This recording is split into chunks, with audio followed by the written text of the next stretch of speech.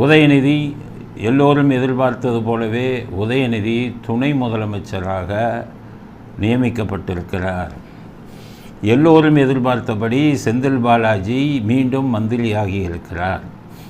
அதை விட ஒரு கேவலம் என்னென்னா, அதே டாஸ்மாக்கு அதே மின்சார அமைச்சர் இதை கொடுத்துருக்காங்க. இதுதான் இன்றைக்கு முக்கியமான செய்தி.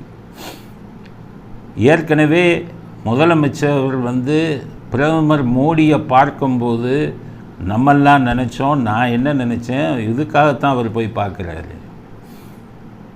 பாரத் ரத்னாவுக்கு அப்படின்னு முதல்ல சொன்னோம். ஆனால் இப்போ வந்த செய்தி வேறு. என்னன்னு கேட்டிங்கன்னா, பாரத ரத்னா சொல்லி வச்சுருக்காங்க, அது தனி. அன்னைக்கு பார்த்தது மீனவர்களுக்காக பார்க்கல, அவர் கல்வி நிதி கேட்டு பார்க்கல, மெட்ரோதுக்காக பார்க்கல, தன்னுடைய சொந்த சுயநலத்துக்காக பார்த்திருக்கிறார் மோடியை ஒரு ஸ்டாலின். நடந்த விஷயம் என்னன்னு கேட்டிங்கன்னா, உதயநிதிக்கு பதவி கொடுக்க முடியாது. கவர்னர் ஏற்கனவே ஜாஃபர் சாதிக் விஷயத்தில் போதை கடத்தல் வந்த பணத்தில் 7 லட்சம் ரூபாய் உதயநிதி தன்னுடைய ட்ரஸ்ட்டுக்கு வாங்கி இருக்கிறார். ஏற்கனவே சொல்லியிருக்கோம் அதை பற்றி. அதனால் அந்த ஜாஃபர் சாதிக் அமலாக்கத்துறையிட்ட கைப்பட இதை எழுதி கொடுத்திருக்கிறார், வாக்குமூலத்தை. அதனால் உதயநிதியை போதை மருந்து வழக்கில், போதை கடத்தல் வழக்கில் ஒரு அக்யூஸ்டாக 12 அதில் 13வது அக்யூஸ்டாக சேர்க்கணும். 11வது அக்யூஸ்டாக இவரை சேர்த்துருக்காங்க, ஒரு சினிமா டைரக்டர் அமீரை சேர்த்துருக்காங்க. இவரை சேர்க்கணும், சேர்க்கலை. அது இவங்க எப்படி கோல்மால் பண்ணி இப்போ பிஜேபியில் எப்படி ஆளுங்களை பிடிச்சி இவங்க தப்பிச்சாங்க அப்படிங்கிறது பின்னாடி வரும். அதுக்கப்புறம் என்னென்னு கேட்டிங்கன்னா, கவர்னர் இவரை துணை முதலமைச்சராக ஆக்க போகிறாங்கன்னு கேள்விப்பட்டவுடன் அந்த ஈடியில் ஜாஃபர் சாதிக் கொடுத்த ஸ்டேட்மெண்ட்டை கேட்டு வாங்கியிருக்காரு. உடனே ஸ்டாலினுக்கு கைகால் நடுங்கிடுச்சு, நம்ம மகனை இவங்க துணை முதலமைச்சர் ஆக்க விடமாட்டாங்க பிறகுன்னு. அதனால் ஸ்டாலின் என்ன பண்ணியிருக்காரு, இவங்க கனிமொழி தானே அமித்ஷாட்ட பேசி எல்லாத்தையும் முடிக்கிறாங்க. அதனால் உதயநிதியை துணை முதலமைச்சர் ஆக்கணும், அமித்ஷாட்ட சொல்லு, கவர்னர் பிரச்சனை பண்ணக்கூடாதுன்னு சொல்லு அப்படின்னு கேட்குறாரு. ரெண்டாவது செந்தில் பாலாஜி ஊழல் மந்திரி, பெயிலில் தான் வந்திருக்காரு. ஏற்கனவே பொன்முடியை மந்திரி ஆக்கக்கூடாதுன்னு சொன்னார் கவர்னர். இவருக்கும் சொல்லி விடுவாரோன்னு பயம். அதனால் இதை நீங்கள் சொல்லு அப்படின்னு கனிமொழிகிட்ட சொல்கிறார். வேடிக்கை என்னென்னா, கனிமொழிக்கு உதயநிதியை துணை முதலமைச்சர் ஆக்குவதில் உடன்பாடு இல்லை. காரணம், அவர்தான் கருணாநிதியின் அடுத்த வாரிசு. அதாவது பெண்களை பற்றி, பெண் உரிமையை பற்றி பேசினான்னு வாய்கிலேயே பேசுகிறாங்க. பெண் உரிமையை பற்றி இப்போ ஈவேரா பேசினார் அப்படின்னு. இன்றைக்கி ஒரு பெண் வாரிசுகளை கருணாநிதி பெண் வாரிசையும் மதிக்கவில்லை, ஸ்டாலினுடைய பெண் வாரிசையும் மதிக்கலை. சபரீசனே கூட்டத்துக்கு வரல, பதவியேற்பு விழாவுக்கு சபரீசன் வரல. ஏன்னா அவருக்கு கோபம், ஆண் வாரிசுக்கு எல்லாத்தையும் கொடுக்குறாங்களே. சபரீசன் தானே இன்றைக்கி ஜி ஸ்குவாட்லேருந்து எல்லாத்தையும் வச்சு நடத்துகிறாரு. பணத்துக்கு மட்டும்தான் மருமகனா? எனக்கு பதவி இல்லையா? அரசாங்க பதவியும் இல்லை, எந்த பதவியும் இல்லாமல் வைத்திருக்கிறார் சபரீசனை ஸ்டாலின். அப்போ ஆண் வாரிசுகளுக்குத்தான் எல்லா முக்கியத்துவம் கொடுக்குறாங்க. கருணாநிதியின் ஆண் வாரிசான கனிமொழிக்கு சுத்தமாக பிடிக்கல. அதனால் அவங்க நான் பேச மாட்டேன்ட்டாங்க சபர்கிட்ட, அமித்ஷாட்ட. இதுதான் நடந்திருக்கிறது.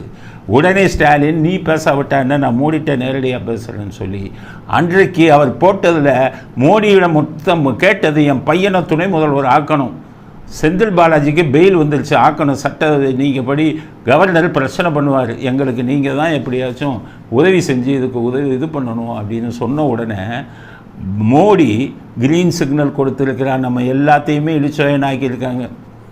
கிரீன் சிக்னல் கொடுத்த உடனே தான் உடனே அங்கிருந்து புறப்பட்டு பதவியேற்பு விழாவுக்கு பண்ணியிருக்காரு. கவர்னர் உடனே ஒத்துக்கொண்டார். பிரதமர் ஆஃபீஸ் சொன்னதுனால கவர்னர் ஒத்துக்கொண்டார். ஆக இப்போ திமுகவுக்கு உதவி செஞ்சது கனிமொழி மூலமாக அமித்ஷா மட்டும்தான் நினச்சோம். இப்போ பிரதமர் மோடியும் அந்த வேலையை பார்த்து கொண்டிருக்கிறார். இவர்களுடைய 22 எம்பி நமக்கு போயிடக்கூடாதுங்கிற சுயநலத்தில் ஒட்டுமொத்த பாஜக தலைமையுமே திமுகவுக்கு ஆதரவாக திரும்பி இருக்கிறது. அதுதான் இந்த பதவியேற்பு விழாவுக்கு காரணங்கிறத எல்லாரும் புரிஞ்சுக்கணும். 2 பேருமே சர்ச்சைக்குரியவர்கள். உதயநிதி சர்ச்சைக்குரியவர், மந்திரி ஆக முடியாது. செந்தில் பாலாஜி சர்ச்சைக்குரியவர்னு ஏன் நான் சொல்கிறேன்னா, எல்லோரும் இந்த விஷயத்தை நல்லா யோசிங்க, திங்க் பண்ணுங்கள். என்னென்னா, செந்தில் பாலாஜிக்கு ஜாமீன் மனு முதல்ல போட்டாங்க. அப்போ சுப்ரீம் கோர்ட்டுக்கு ஜாமீன் மனு போச்சு. ஈடு என்ன சொன்னாங்க தெரியுமா? அமலாக்கப் பிரிவு, இவர் இலாக்கா இல்லாத அமைச்சராக இருக்கிறார், இவர் வெளியில் வந்தால் சாட்சியை கலைச்சிருவார், அதனால் இவருக்கு நீங்கள் பெயில் கொடுக்கக்கூடாதுன்னு சொன்ன உடனே சுப்ரீம் கோர்ட் ஆமான்னு ஒத்துக்கிட்டு உடனடியாக ஜாமீன் மனுவை நிராகரித்தாங்க. ஜாமீன் மனுவை நிராகரித்ததுக்கு காரணம் என்ன? லாக்கா இல்லாத அமைச்சராக இருக்கார், சாட்சிகளை கலைப்பார், இந்த ஒரு வாதத்தை வச்சு தான் சொன்னாங்க சுப்ரீம் கோர்ட்டு.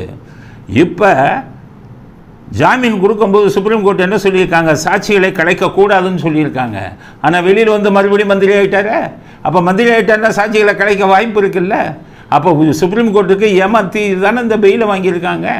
அன்னைக்கு மந்திரியாக இருக்கிறார், பெயில் கொடுக்கக்கூடாதுன்னு சொன்னதுக்காக மந்திரியை ராஜினாமா செஞ்சுட்டு மறுபடியும் பெயிலை வாங்கிட்டு மந்திரியானா என்ன அர்த்தம்? இப்போ சாட்சியை கலைக்க மாட்டாரா? சுப்ரீம் கோர்ட் இதை பற்றி யோசிக்க வேணாமா? யோசிக்க மாட்டாங்க. ஏன்னு கேட்டிங்கன்னா, இந்த வழக்கில் இப்போ நான் சொல்கிற விஷயத்தை சுப்ரீம் கோர்ட்டு கவனத்துக்கு யார் கொண்டு போகணும்? அமலாக்கத்துறை தான் கொண்டு போகணும். அமலாக்கத்துறை கொண்டு போய் இந்த மாதிரி அவருக்கு வந்து மறுபடியும் மந்திரி கொடுத்துட்டாங்க, ஒரு சாட்சியை கலைக்க வாய்ப்பு இருக்குது, திருப்பி ஒரு ஜெயில் அடைங்கன்னு கேட்கணும். கேட்டால் உடனே கிடைத்து விடும். ஆனால் அமலாக்கத்துறை கேட்க மாட்டாங்க. கனிமொழியை வச்சு அமித்ஷாட்ட சொல்லி அமலாக்கத்துறையை ஊமையாக்கி விடுவார்கள். இப்படித்தான் இப்போ பொன்முடி கேஸ்லேயும் பண்ணினாங்க. பொன்முடி கேஸுக்கு மந்திரி ஆகணும்னு சொல்லி அவங்க போடும்போது அமலாக்கத்துறையின் சார்பில் வந்த அட்டர்னி ஜெனரல் வாயவே திறக்கலை. அமித்ஷா சொல்லி வாயை திறக்காதுன்னு சொன்ன உடனே தான் அந்த வழக்கு தோத்தது. இன்றைக்கும் இந்த செந்தில் பாலாஜி திரும்பவும் மந்திரி ஆகிட்டாருங்கிறத அவன் பாஜக அமலாக்கத்துறை சுப்ரீம் கோர்ட்டுக்கு கொண்டே போக மாட்டாங்க. கொண்டு போனால் அவருடைய ஜாமீன் கேன்சல் ஆகிடும். அப்போ எவ்வளோ பெரிய கூட்டுச்சதி! மாநில ஸ்டாலினும் மத்திய அரசாங்கத்தின் மோடி அமித்ஷா அவங்கெல்லாம் சேர்ந்து எவ்வளோ பெரிய கூட்டுச்சதியை பண்ணுறாங்க பாருங்கள், ஊழல் பண்ணவங்களை காப்பாற்றுறதுக்கு. இதுதான் மிகவும் கொடுமை. இதில் பாஜக இப்படி சேருவாங்கன்னு நான் கனவு கூட நினைச்சதில்லை. இனிமேல் ஊழலை பற்றி பேசுவதற்கு பாஜக தலைவர்களுக்கு யாருக்குமே உரிமை கிடையாது.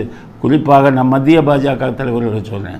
இங்கே இருக்கிறவங்க பரவாயில்ல, அவங்க என்ன பண்ணுவாங்க? அங்கே மேலிடம் பண்ணும்போது இவங்க என்ன பண்ணுவாங்க? அதனால் மத்திய பாஜக அந்த சித்து விளையாட்டுகளை எல்லாம் நடத்துகிறது. அதன் விளைவுதான் ஒரு ஊழல் அமைச்சரும் போதை மருந்து கடத்தலில் பணம் வாங்கிய உதயநிதியும் இன்று அமைச்சர்களாக பதவி, துணை முதலமைச்சராகவும் அமைச்சர்களாகவும் பதவியேற்றதுக்கு காரணமே பாஜகவின் தலைமையும் அமித்ஷா 2 பேரும் தான். அப்படிங்கிறத புரிஞ்சுக்கணும் நீங்கள்.